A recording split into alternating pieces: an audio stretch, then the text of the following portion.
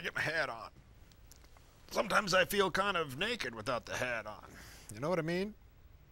At the movies with Film Brown here. Got a really fun film for you. I really enjoyed this film. This is one of those films where you sit down and say, oh, this might be a fast-forward theater. No. Every frame of this film you'll want to consume. Every gall darn frame. This is a film I saw at the drive-in originally, so got to clean up a little bit. Got to clean up the lens, so let's do our best here. Get that clean. Yeah, there's always that one mosquito on there that I can't get off. You know, that kind of mosquito that's stuck on there and you put your windshield washers on and it just makes a goopy mess all over the place. Well, we'll live with it.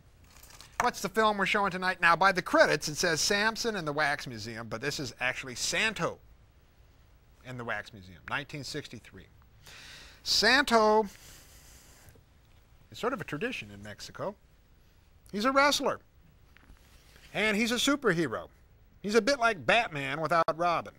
Okay, he has a secret lair, which isn't so secret. He wears a mask. He always wears a mask. Matter of fact, the guy who plays him, a guy named Huerta, always wore his mask in public. And he always, whenever he went anywhere, wore the mask, the Santo mask. Matter of fact, he was buried in the mask. A bit like Bela Lugosi, remember, was buried in his Dracula cape. Matter of fact, too, there is a website out there, the Santo and His Friends website, that I am, get mail from quite frequently. And there's some new Santo films that have been produced that has his son playing the Santo. Now, I'm not sure if this Santo, as the son here, walks around only wearing the mask too, but that'd be cool. He should only, you know, he's got to live up to his father's tradition. The film is directed by a guy named Alfonso Corona Blake, who also made World of Vampires. That was a fun film. And a film called, well, another Santo film, Santo and the Vampire Women. Santo got involved with a lot of things. Aztec mummies, he fought them guys. He fought Neutron. He fought a lot of different types of fellas, okay, and was victorious. Very much of a Mexican superhero in the Batman tradition again. This one deals with this wax museum, this Dr. Carroll, who's played by Claudio Brook, who was also in a lot of Louis Buñuel films, believe it or not.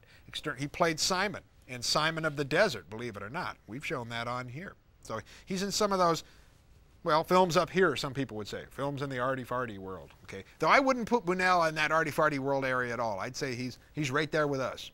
And I think it would have been great if Buñuel would have had a chance to make a Santo film. Why not? He should have. It's right up his alley.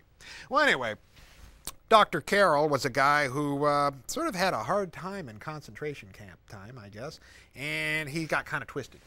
And well, this goes back to the Mystery of the Wax Museum type of plot where you have a doctor who uses real folks for his wax museum, you know, mannequins and things like that. And of course, wax museums always have to have these great dungeons and torture chambers where people, you know, great murderers are put on display and things like that. But he's got some weirder guys in here too. Keep an eye out for the kind of guys that he has down in his lairs, this Dr. Carroll. The film itself, it's dubbed. It's one of those K. Gordon Murray films, and of course K. Gordon Murray respects the Mexican product that he was working with much more than a Jerry Warren did. Jerry Warren kind of butchered him and turned him into things of his own, which in its own light makes it kind of interesting. I think The Creature of the Walking Dead is still one of the great pastiche jobs of all time. K. Gordon Murray and his sound labs tended to buy the whole product wholesale and then just dub on new dialogue with English voices. And they kept pretty close to the translations of what these originally were. Now with Santos, or Santo, the dubbing of him is pretty good. Okay, he wears a mask, but you do have his mouth well exposed, and you can see that he is being dubbed. So it's not like he's wearing some kind of iron mask. That would have been easy to dub him.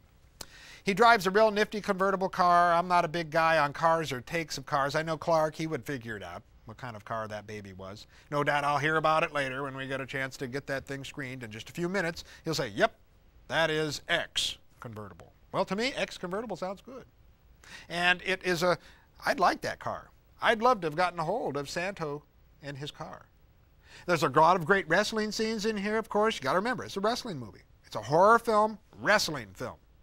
So when it's great. At one point, Santo is talking on the phone like, well, I've got to figure this out. And he's working in his lab with some mysterious stuff, you know. And then all of a sudden he says on the phone, wait a minute, I got a wrestling match I got to go to. So he drops all of his scientific gadgetry and kind of forgets about doping out crimes.